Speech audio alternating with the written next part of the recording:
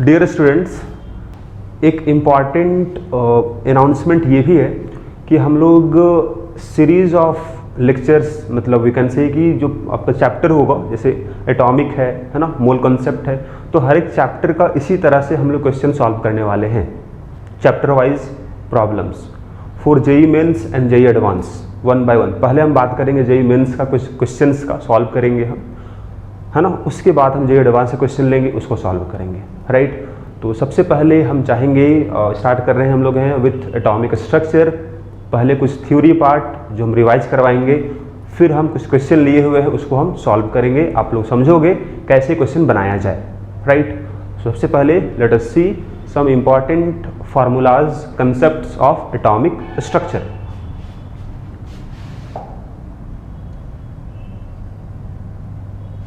देखो जी, अगर हम ये बात करें आप लोग का, 1 मिनट,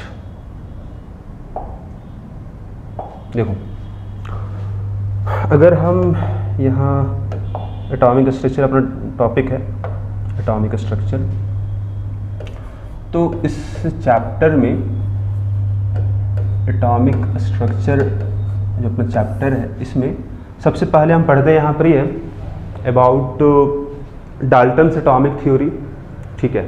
फिर पढ़ते हैं हम लोग discovery of fundamental particles, electron, proton, neutron पढ़ते हैं, अच्छी बात है। फिर हम पढ़ते हैं अपना Thomson's model, Rutherford model, Bohr's model, wave mechanical model. ये अपना थ्योरी पार्ट है जो हम लोग यहाँ पढ़ते हैं इस चैप्टर में, राइट। तो कुछ फार्मूला अगर हम बात करें, जैसे आपको फार्मूला मिलेगा इन प्लैंक्स क्वांटम थ्योरी, ठीक है, वहाँ फार्मूला मिलता है एनर्जी ऑफ फोटोन का। क्या फार्मूला मिलता है आपको एनर्जी ऑफ फोटोन का? एनर्जी ऑफ, अगर आप फोटोन लिखोगे आप, so this is equal to h into nu, frequency of radiation light photon, h आपका प्लैंक्स कांस्टेंट है, दिस इज इक्वल टू होगा hc by lambda, okay. Frequency को हम बदल दिए आपका, स्पीड ऑफ लाइट c हो गया, लैम्डा अपना वेवलेंथ हो गया रेडिएशन का, इक्वल टू आप पढ़े हो 12400 बाई लैम्डा एंगस्ट्रॉम में होगा, और ये जो वैल्यू आने वाला है अपना एनर्जी, वो आएगा इलेक्ट्रॉन वोल्ट में। तो ये तीन फार्मूला हम बता चुके हैं आपको, राइट। तो ये तीन फार्मूला आपके पास है, आप इसको इस्तेमाल कर सकते हो एनर्जी ऑफ फोटोन निकालने के लिए। अगर मान लो फोटोन एक से ज़्यादा है, आपको निकाला नंबर ऑफ फोटोन्स, है ना, तो आपको यहाँ एक फार्मूला ये भी इस्तेमाल होगा, देखो टोटल एनर्जी, अगर आपको पता हो टोटल एनर्जी, कितना एनर्जी एब्जॉर्ब या रिलीज हुआ, दिस इज इक्वल टू क्या होगा, इक्वल टू होगा number of photons into energy of one photon. Photon क्या है जी? तो फोटोन है packet of energy, smallest packet of energy, है ना। अगर 2 फोटोन एब्जॉर्ब किया, 2 इंटू एनर्जी ऑफ 1 फोटोन, निकल जाएगा अपना कितना एनर्जी टोटल एब्जॉर्ब किया या फिर रिलीज किया, राइट। एक फॉर्मूला ये होता है। इसके अलावा हम लोग पढ़ते हैं अपना फोटो इलेक्ट्रिक इफेक्ट पढ़ते हैं, वहाँ फॉर्मूला मिलता है आपको, आइए देखें। तो वहाँ जो फॉर्मूला मिलता है अपना, दैट वन इज, ये देख लो आप, kinetic energy of photo electron, जो इलेक्ट्रॉन बाहर निकलता है जब लाइट आता है, स्ट्राइक करता है मेटल सरफेस को, कुछ इलेक्ट्रॉन बाहर आता है, उसको बोलते हैं फोटो इलेक्ट्रॉन्स। उसका काइनेटिक एनर्जी कितना होगा? That will be equal to energy of photon, जो फोटोन स्ट्राइक किया होगा मेटल सरफेस को, उसका एनर्जी माइनस फाई क्या है, work function of the metal, this value is constant, right. अब काइनेटिक एनर्जी यहाँ पर जो निकलता है, that will B maximum kinetic energy जो हो सकता है इलेक्ट्रॉन का, जो इमिट हो रहा है। मैक्सिमम वैल्यू ये होता है, मिनिमम 0 भी हो सकता है ना। मैक्सिमम वैल्यू यहाँ से निकलता है, energy of photon minus phi, this is constant. ये अपना वेरिएबल है, डिपेंड करता है फ्रीक्वेंसी, अभी बताया आपको, यहाँ पर देख लो, डिपेंड करता है फ्रीक्वेंसी ऑफ लाइट या फिर वेवलेंथ ऑफ लाइट पर डिपेंड करता है, नो प्रॉब्लम। अब फाई अगर हम बात करें, वर्क फंक्शन है, राइट। अब यहाँ एक और फार्मूला या फिर एक और टर्म आपको जानना है इस फोटो इलेक्ट्रिक इफेक्ट में, दैट इज थ्रेशोल्ड फ्रीक्वेंसी। क्या होता है? तो थ्रेशोल्ड फ्रीक्वेंसी होता है minimum frequency required to eject electron, metal surface से इलेक्ट्रॉन बाहर निकालना है तो कम से कम कितना फ्रीक्वेंसी होगा लाइट का तो निकाल पाएगा, कम से कम, ठीक है। तो जो भी फोटोन का एनर्जी होगा that should be equal to what, work function of metal. Work function क्या, फाई क्या है जी, minimum energy required to emit electron from metal surface. तो आपका फाई जो होगा this will be equal to h into threshold frequency. This is symbol for threshold frequency, this is our threshold frequency. और ये होता है क्या है, ये होता है अपना मिनिमम फ्रीक्वेंसी होता है, करेक्ट। अब this also equal to hc by lambda naught. Lambda naught क्या है, this is our wavelength, this is known as threshold wavelength, maximum wavelength of photon और लाइट और radiation which is required to just eject electron from metal surface, just बाहर निकालने के लिए। तो ये अपना this is equal to maximum है ना, मैक्सिमम वेवलेंथ है अपना, मैक्सिमम वेवलेंथ है, and this is known as threshold, this is known as threshold wavelength, threshold wavelength, right. चलो अच्छी बात है, ये फॉर्मूला हो गया अपना। अब अगर यहाँ हम बात करें, देखिए ये तो हो चुका अपना एनर्जी ऑफ फोटोन क्या होगा,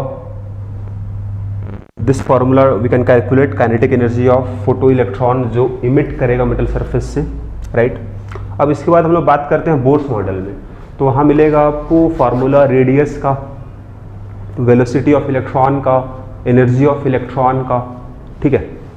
तो अगर हम बात करें बोर्स मॉडल में, सो लेट अस सी, देखिए एक फॉर्मूला मिलता है आपको। सबसे पहले अगर बात करें हम रेडियस सपोज लिखते हैं किसी ऑर्बिट का, this is 0.529 n square by Z angstrom में।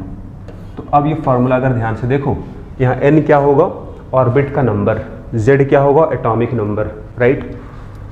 फिर फार्मूला होता है वेलोसिटी का, क्या होता है 2.18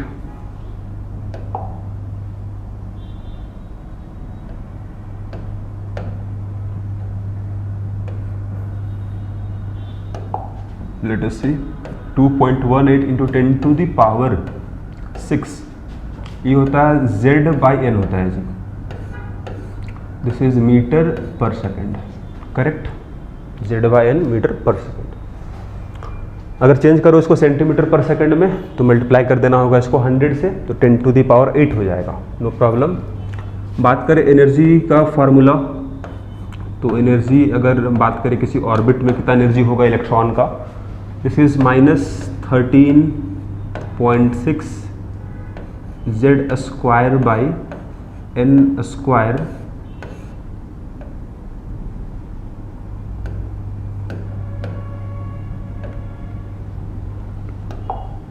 z square by n square electron volt पर एटम, ठीक है, इसको आप ध्यान रखिएगा। ये एनर्जी का फार्मूला हो गया। अब कुछ और यहाँ फार्मूला देख लो आप, जैसे अगर हम यहाँ बात करें, जैसे एक फार्मूला होता है इसका एंगुलर मोमेंटम का, किसी ऑर्बिट में अगर इलेक्ट्रॉन होगा तो उसका angular momentum is equal to nh/2π होगा, जहाँ पर n अपना क्या है, ऑर्बिट का नंबर है, h प्लैंक्स कांस्टेंट है, मास ऑफ इलेक्ट्रॉन है, v वेलोसिटी ऑफ इलेक्ट्रॉन है, r अपना रेडियस ऑफ ऑर्बिट है, किस ऑर्बिट में इलेक्ट्रॉन घूम रहा है, राइट।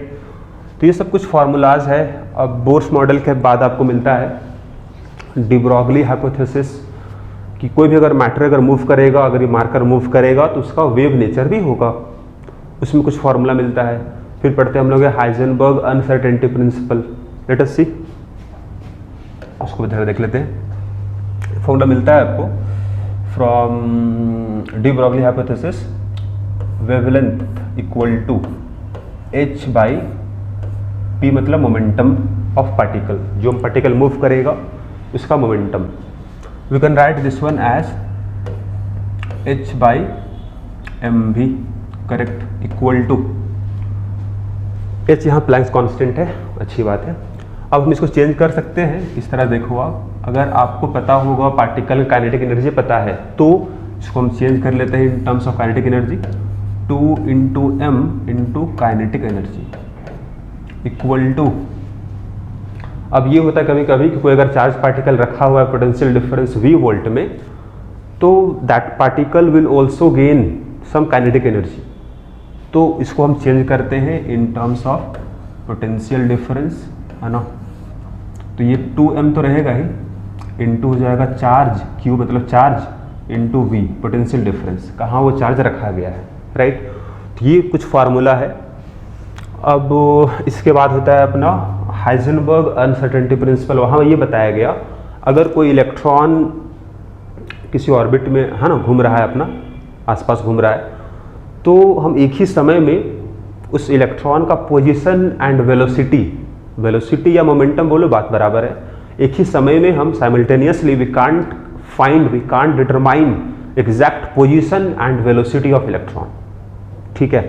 तो वहाँ एक फॉर्मूला मिलता है आपको, डेल्टा एक्स क्या है अपना है, this is uncertainty in position into delta p क्या है, uncertainty in momentum, this is greater than equal to h by 4 pi, correct. अब डेल्टा पी यहाँ पर क्या है, तो डेल्टा पी यहाँ पर ही होता है m into delta v, mass into uncertainty in velocity, तो ये एक रिलेशन आपको मिलता है। फिर हम बात करते हैं वेव मैकेनिकल मॉडल का, तो वहाँ पर ही बात करते हैं हम लोग है क्वांटम नंबर के बारे में, ठीक है। प्रिंसिपल क्वांटम नंबर है, एजीमुथल क्वांटम नंबर है, मैग्नेटिक क्वांटम नंबर है, स्पिन क्वांटम नंबर है, वो सब आपको क्वांटम नंबर जो होगा उसको आपको जरा सा रिकैप करना होगा, तभी क्वेश्चन आपको समझ में भी आएगा, सॉल्व कर पाओगे आप।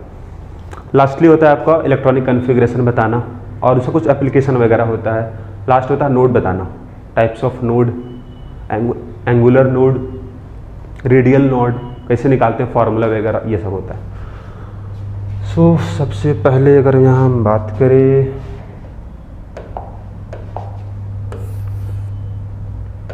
देखिए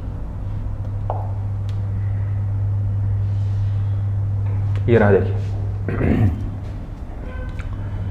तो अगर हम बात करें क्वांटम नंबर्स का, अगर हम बात करें क्वांटम नंबर्स का,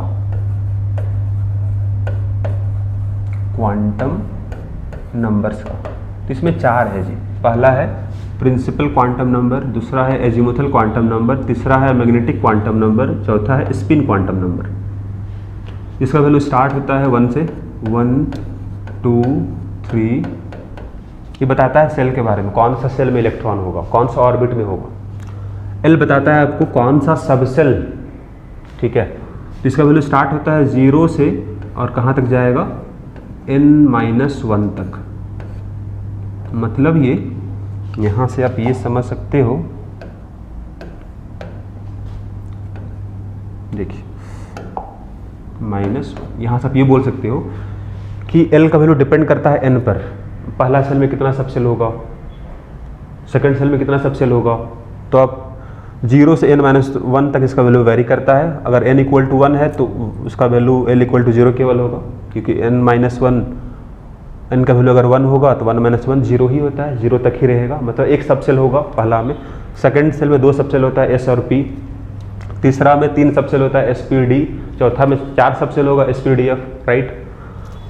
ये बताता है आपको कितना ऑर्बिटल होगा किसी सबसेल में, S में कितना ऑर्बिटल होगा, ये डिपेंड करता है L पर, ये डिपेंड करता है N पर, ये डिपेंड करता है L पर, अच्छी बात है। -L2 + L तक इसका वैल्यू वेरी करता है, ठीक है ना। हम ये निकालते भी हैं कि S में 1 ऑर्बिटल है, P में 3 ऑर्बिटल है, D में 5 ऑर्बिटल है, F में 7 ऑर्बिटल है, करेक्ट। ये बताता है स्पिन ऑफ इलेक्ट्रॉन, एक ऑर्बिटल में मैक्सिमम 2 इलेक्ट्रॉन होता है, एक स्पिन कर रहा होगा क्लॉकवाइज, दूसरा एंटी क्लॉकवाइज, करेक्ट। मतलब डायरेक्ट स्पिन जो होता है इलेक्ट्रॉन रोटेट जो करता है अपना एक्सिस में वो उल्टा हो, है ना, 2 इलेक्ट्रॉन होगा, दोनों का स्पिन उल्टा होगा। तो इसको बस एज्यूम किया गया है कि हम यहाँ 2 वैल्यू लेंगे, एक होगा +½ दूसरा हो जाएगा -½ आप किसी को भी मान सकते हो क्लॉकवाइज, किसी को मान सकते हो एंटी क्लॉकवाइज, कोई यहाँ प्रॉब्लम नहीं है। एज्यूम्ड वैल्यू एक अगर रिप्रेजेंट करेगा क्लॉकवाइज, दूसरा एंटी क्लॉकवाइज, अगर ये क्लॉकवाइज तो ये एंटी क्लॉकवाइज, तो ये जस्ट एज्यूम्ड वैल्यू है।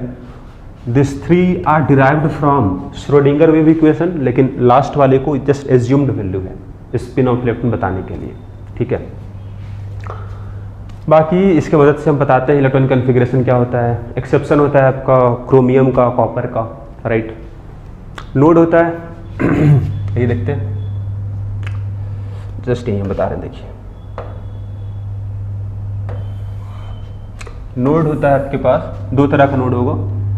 एक हो जाएगा आपका रेडियल नोड, इसका फार्मूला क्या होता है n-l-1। एंगुलर नोड का फार्मूला क्या होता है, this is equal to l होता है। टोटल नोड कितना होगा, दोनों का सम कर दो आप, radial node plus angular node, sum कीजिएगा तो ये कितना आ जाएगा जी, n-1 आ जाएगा, दिस प्लस दिस, करेक्ट। तो हम यहाँ पर ही अभी तक आपको रिकैप करवा चुके हैं, इम्पॉर्टेंट फार्मूलाज है एटॉमिक स्ट्रक्चर का, करेक्ट। अब हम सॉल्व करने वाले कुछ प्रॉब्लम, तो आइए देखें। तो सबसे पहले हम पहला प्रॉब्लम लेते हैं, यहाँ पर देखो, a body absorb an electromagnetic wave of lambda 500 nanometre. एक बॉडी है, मान लो इस तरह से ये बॉडी है, ये एब्जॉर्ब कर रहा है इलेक्ट्रोमैग्नेटिक वेव को।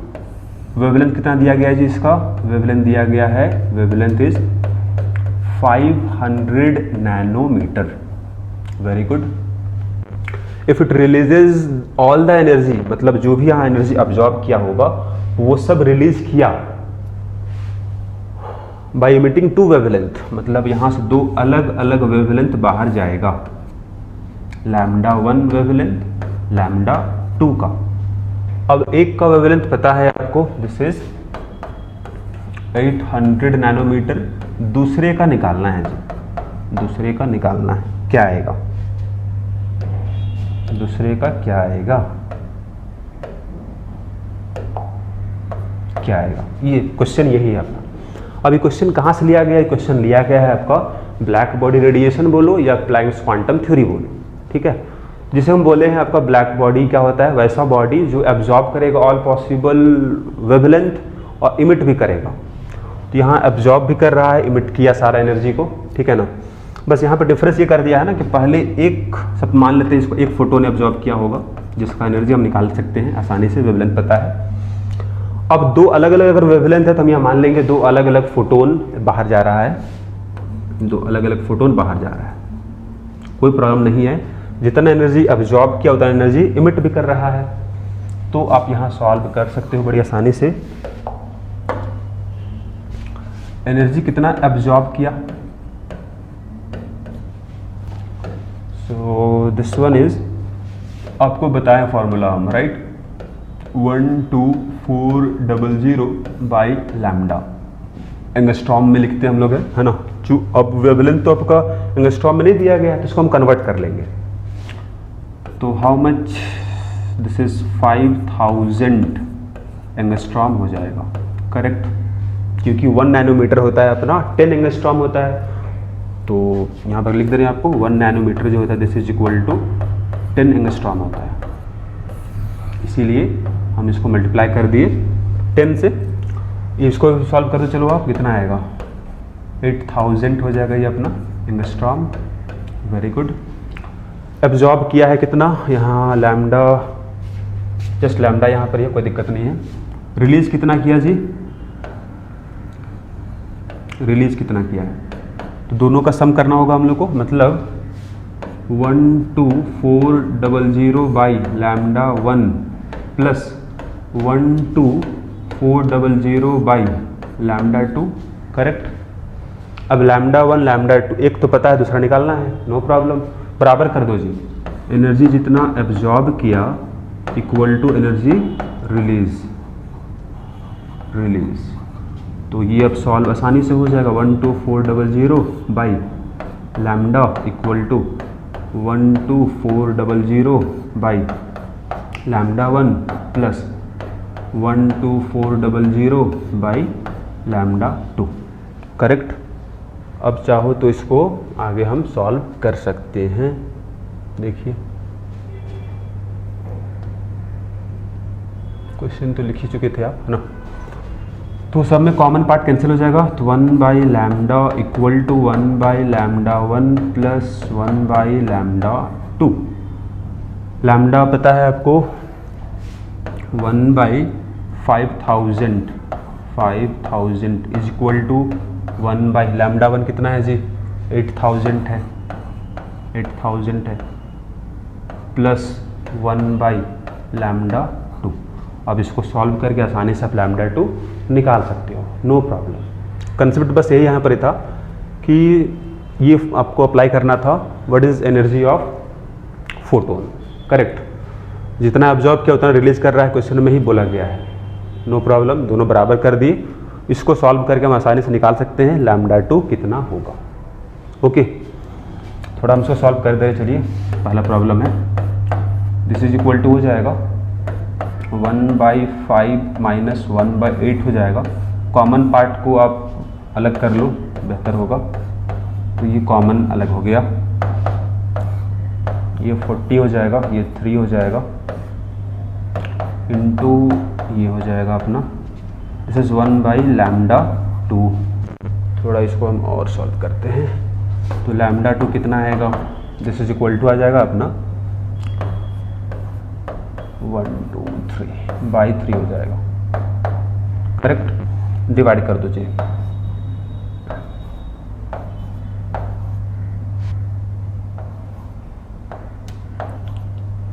ये एंगस्ट्रॉम हो जाएगा जी। करेक्ट। अगर निकालना होगा आपको नैनोमीटर में तो 1333.3 नैनोमीटर हो जाएगा। अब जरा आंसर चेक करो आप, आंसर दिया गया अपना आंसर किस में है, नैनोमीटर में। देखो आप आंसर अपना किस में है, नैनोमीटर में है, 1333 नैनोमीटर। तो आंसर आपका बी हो जाए।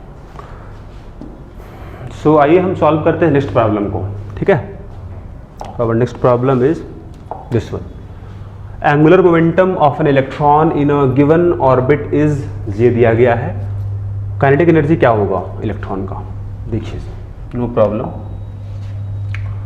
आपको पता है एंगुलर मोमेंटम, तो mvr पता है, इक्वल टू क्या है, जी दिया गया है। जो पहले जब भी क्वेश्चन सॉल्व करो आप, जो गिवन क्वेश्चन पहले पढ़ो वहाँ समझो आप, और जो बोल रहा है पहले उसको लिख लो आप, मैथमेटिकल है ना फॉर्म में। उसके बाद सोचो क्या निकालना है आपको। निकालना है काइनेटिक एनर्जी क्या होगा। तो काइनेटिक एनर्जी फॉर्मूला क्या होता है जी, जैसे जो होता है हाफ mv², ये आपको निकालना है। लेकिन ये इस फॉर्म में आंसर नहीं मालूम है आपको आंसर मालूम है इस फॉर्म में। देखो जहाँ पर जे भी होगा, एम भी होगा, आर भी होगा। तो अब यहाँ आपको सोचना होगा कि कैसे हम इसको कन्वर्ट करें जे के फॉर्म में, मतलब जे हमको लाना है इसमें, ठीक है ना। तो देखो कोई दिक्कत नहीं है। एम भी यहाँ से कितना आएगा, देखो जी एम भी कितना आएगा, क्या आ जाएगा, जे बाई आर आएगा। Very good. लेकिन यहाँ एम भी स्क्वायर है। एक बार फिर से अब यहीं से अगर पूछे अब वी निकालो कितना आएगा जी, तो वी यहाँ से कितना आएगा, जे बाई एम आर आएगा। Okay, no problem. तो अगर ये दोनों मल्टीप्लाई कर दो तो कितना आएगा जी, देखो, और इसको हाफ लिख दो, मल्टीप्लाई करो तो एम भी स्क्वायर आ जाएगा। इसको मल्टीप्लाई कर दो, अब कितना होगा, जे का square by m r square. तो ये अपना आंसर हो गया, देख लो, हाफ है j square by m r square. तो पहला ऑप्शन अपना सही है। तो प्रॉब्लम यहाँ कुछ भी नहीं था, बस देखना था क्या गिवन है, क्या निकालना था। करेक्ट। क्वेश्चन नंबर 3 देखो आप, क्या दिया है, देखो, let nu one be the frequency of series limit of Lyman series. अब ये क्वेश्चन कहाँ से है, हाइड्रोजन स्पेक्ट्रम से है। तो जब भी क्वेश्चन आपको मिले, सबसे पहले तो आप ये देखो कि टॉपिक फार्मूला मतलब कौन सा अप्लाई होगा, है ना, क्या गिवन है, पहले वो देखो, आप क्या निकालना है उसको देखो। सबसे पहले यहाँ देखिए, अगर हम सीरीज लिमिट क्या होता है जी, लाइमन सीरीज का मतलब सबसे last line of Lyman series. तो लाइमन सीरीज अगर याद करो आप, लास्ट लाइन कब बनेगा, लाइमन सीरीज बनता कब है, जब पहला ऑर्बिट में इलेक्ट्रॉन आता है फ्रॉम हायर ऑर्बिट्स, तो लास्ट लाइन, लास्ट फोटोन कौन सा होगा, जो इन्फिनिटी से आएगा। मतलब अगर हम बात करें सीरीज लिमिट क्या होगा जी, यहाँ लिखा गया सीरीज लिमिट क्या होगा, तो इसका मतलब होगा दिस इज लास्ट लाइन का मतलब ये होगा कि अपना, अगर हम यहाँ दिखाए आपको डायग्राम के फॉर्म में, सपोज ये अपना इन्फिनिटी है,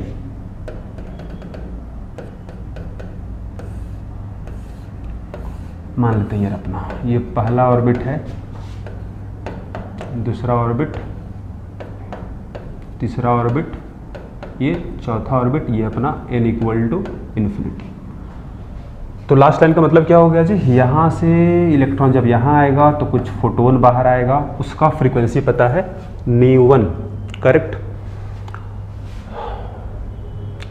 ν1 be the frequency of series limit of the Lyman series.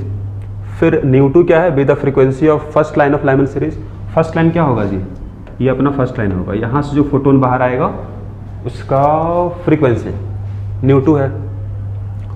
ν3 be the frequency of series limit of Balmer series. Balmer series कब बनता है, अगर सेकंड ऑर्बिट में इलेक्ट्रॉन आएगा तो उसका सीरीज लिमिट यहाँ पे देखो, ये भी लास्ट लाइन होगा इसका, तो यहाँ से कोई फोटोन यहाँ तक आएगा, सॉरी कोई इलेक्ट्रॉन यहाँ से जब यहाँ आएगा तो जो फोटोन बाहर आएगा उसका फ्रीक्वेंसी ν3 है, करेक्ट। अब इसमें रिलेशन क्या होगा जी, नो प्रॉब्लम। देखो यहाँ से कोई इलेक्ट्रॉन अगर यहाँ आता है, कितना एनर्जी इमिट करेगा, तो जो भी एनर्जी इमिट करेगा उसको सपोज हम बोल रहे हैं E1 इक्वल टू क्या आएगा, क्योंकि पहला ये था अपना, यहाँ से जो फोटोन बाहर आ रहा था उसका फ्रीक्वेंसी ये था, यहाँ से जो फोटोन बाहर आएगा उसका फ्रीक्वेंसी क्या था, ν2 था, यहाँ से जो फोटोन बाहर आएगा उसका फ्रीक्वेंसी ν3 था, करेक्ट। तो यहाँ से यहाँ अगर इलेक्ट्रॉन आया है तो एनर्जी जो इमिट किया वो E1 है। उसी तरह से यहाँ से यहाँ अगर इलेक्ट्रॉन आ रहा है तो एनर्जी कितना इमिट करेगा, E3 मान लेते हैं, और ये अपना E2 मान लेते हैं, करेक्ट। तो एनर्जी का फॉर्मूला क्या होता है, what is energy of photon, H into ν1 equal to H into ν3 plus H into ν2। बस यही तो देखना था, H सब में कॉमन कट जाएगा, तो दिस वन इक्वल टू, अब देखो आंसर अपना कौन सा आंसर सही होगा, सॉरी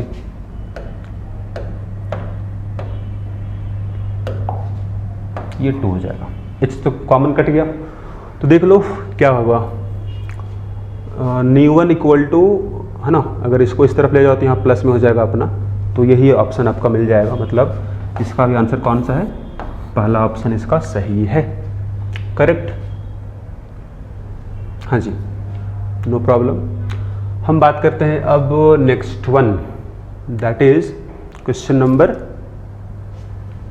4। आइए देखते हैं क्या है इसमें। Number of visible lines when electron return from 5th orbit to ground state, ठीक है, no problem. In a sample of helium plus, correct, okay. तो यहाँ पर सबसे पहले आप ध्यान दो, आपको निकालना है कितना विजिबल लाइंस होगा। एक बात यहाँ पे ये भी है कि ये क्वेश्चन में थोड़ा सा यहाँ पर ही हीलियम की जगह में यहाँ थोड़ा मिसप्रिंटिंग हो गया है, it should be H plus, तो यहाँ थोड़ा सा चेंज कर लीजिएगा, ये जो हीलियम प्लस है इसके जगह में क्या होगा, H प्लस होगा, बाकी सब सेम। तो पूछ रहा है कितना विजिबल लाइंस बनेगा या कितना फोटोन्स निकलेगा जो लाई करेगा विजिबल रेंज में, करेक्ट। तो विजिबल रेंज में आपका कब लाई करेगा, अगर आपका बामर सीरीज होगा, बामर सीरीज में जितना ही फोटोन्स बाहर निकल रहा है लाई कहाँ करता है आपका, है विजिबल में, करेक्ट।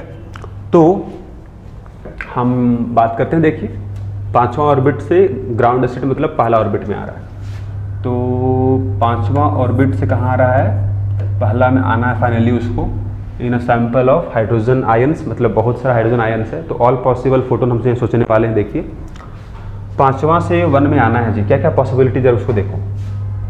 सपोज 5 यहाँ पर लाइन दिखा रहे हैं आपको, जो रिप्रेजेंट कर रहा है ऑर्बिट को।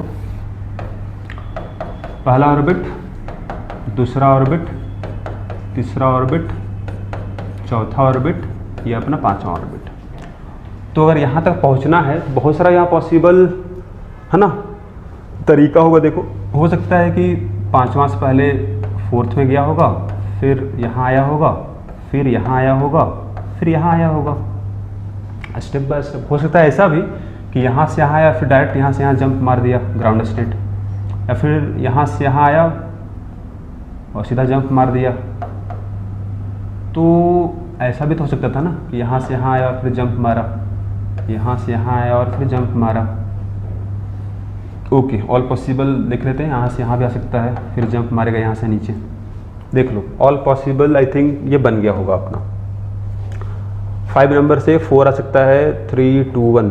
5 से 4 तो आ गया, 5 से 3 भी आ सकता है, 5 से 2 भी आ सकता है, 5 से 1 भी आ सकता है डायरेक्ट। एक लास्ट रह गया था, ये हो जाएगा करेक्ट। उसी तरह 4 से 3 आ सकता है, 4 से 2 आ सकता है। देखो 4 से 2 दिखाएं, यहाँ दिखाएं, देखो आप 4 से 1 भी आ सकता है, 4 से 1 आ सकता है करेक्ट। 3 से 2 आ सकता है, 3 से सीधा 1 में आ गया, या 2 से 1 आ गया। तो ऑल पॉसिबल यहाँ फोटोन्स जो एमिट हो सकता है हम यहाँ दिखा चुके हैं करेक्ट। अगर पूछे कितना टोटल फोटोन्स बाहर आएगा तो वो काउंट कर लो आप यहाँ पर कितना एरो है। 1 2 3 4 5 6 7 8 9 10 होगा।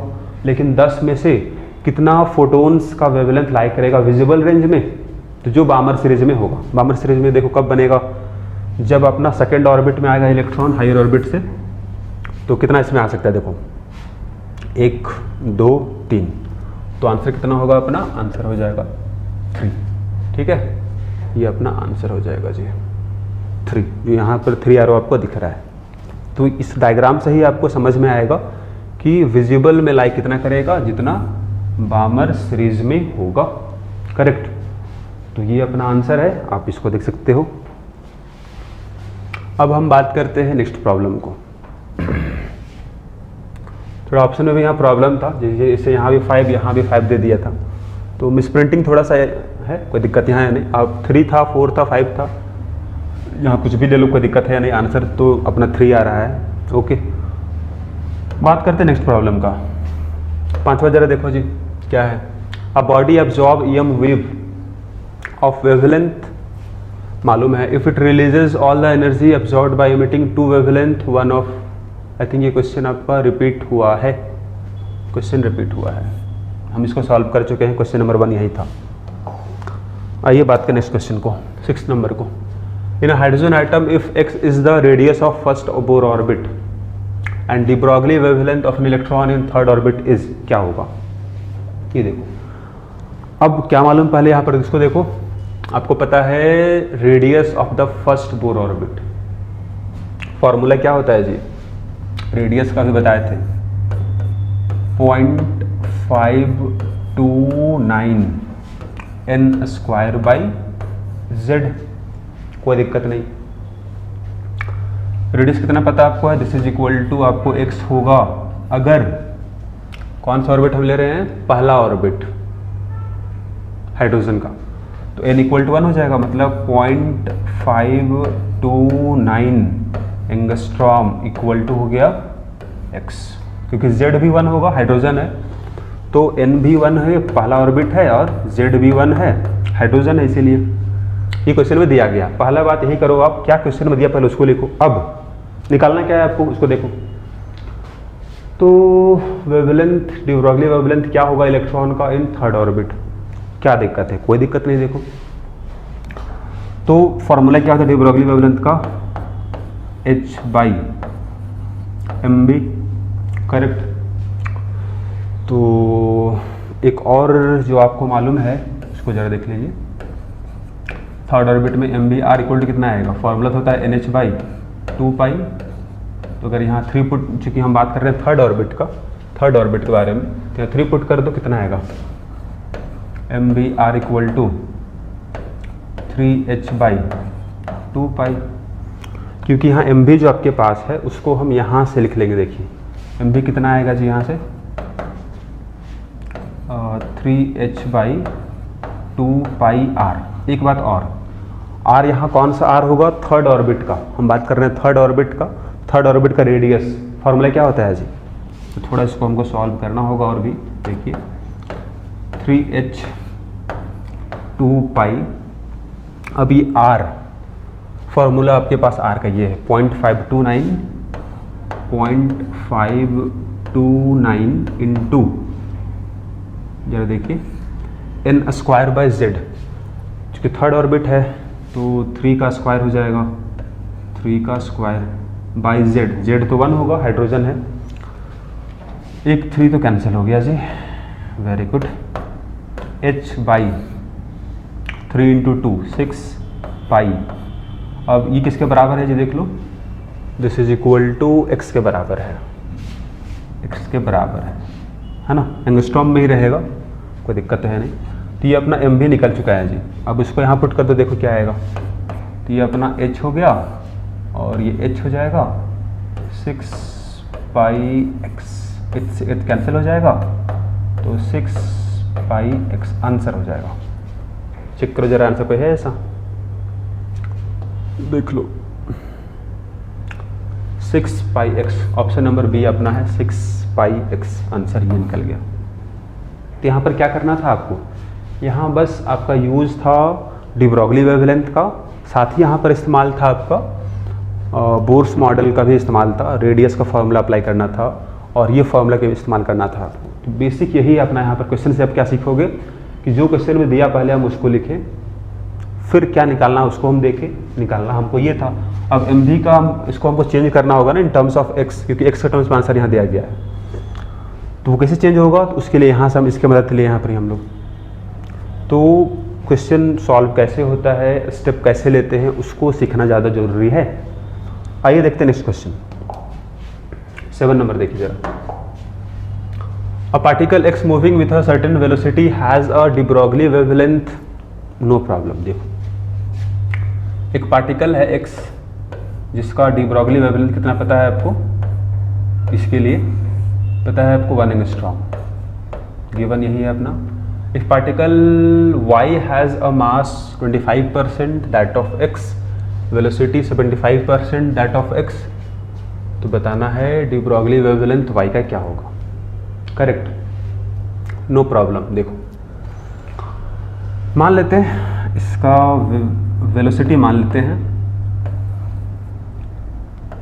इस तरह मान लेते हैं, मास मान लेते हैं इसका, हम लोग कुछ तो मास रहेगा ना, सपोज ये मान लिए, या बेटर होगा आपके लिए अगर आप कुछ इस तरह से मान लो तो, और इसको हटा देते हैं, नॉट को यहाँ x कर दो जी, आप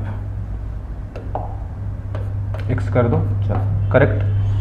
अब ये बात हो रहा है y के बारे में, बताइए y का निकालना है आपको, डी ब्रॉगली वेवलेंथ क्या आएगा, ये तो निकालना है इसका, इसका वेलोसिटी कितना होगा y का वो दिया गया है 25% दैट ऑफ x मास होगा, वेलोसिटी कितना 75%, तो Vx का 75%, नो प्रॉब्लम। मास कितना होगा इसका, तो ये है 25% that of x, mass of x का 25% निकाल लिए। अब क्या दिक्कत है, कोई दिक्कत नहीं है जी। पहले यहाँ से देखो, आंसर चाहिए आपको है ना, इस तरह आंसर दिया गया है, तो यहाँ से बताओ इसका लैम्डा कितना आएगा जी। फॉर्मूला क्या होता है, h/mv मास ऑफ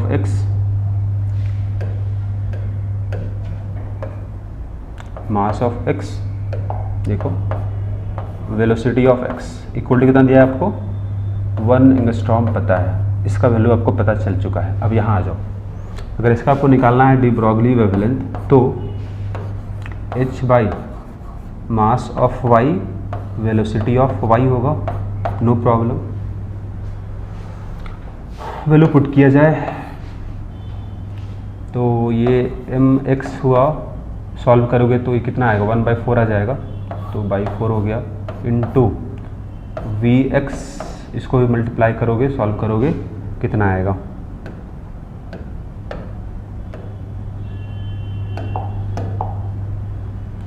Vx आ गया 3/4 हो जाएगा, 3/4 हो जाएगा। ओके, थोड़ा सॉल्व करते हैं जी, कोई दिक्कत तो है नहीं। तो ये कितना आने वाला है देखिए ज़रा, ये आने वाला है this is h/m of x v of x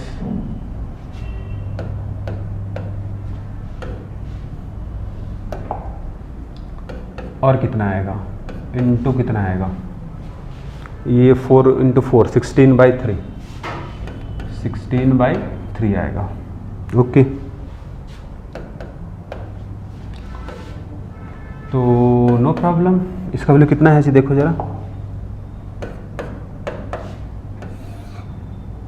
इसका वैल्यू कितना है आप निकाल चुके हो, देखो यहाँ से 1 एंगस्ट्रॉम है ना, तो ये अपना 1 एंगस्ट्रॉम है, 16/3 एंगस्ट्रॉम आ गया, तो डिवाइड कर दो 5.33 एंगस्ट्रॉम, आंसर 5.33 मतलब सेकेंड ऑप्शन। देखो कोई दिक्कत यहाँ नहीं हुआ, बस थोड़ा क्वेश्चन पढ़ना था, समझना था, अप्लाई करना था, करेक्ट। तो ऐसा क्वेश्चन होगा अगर, तो आप आसानी से उसको सॉल्व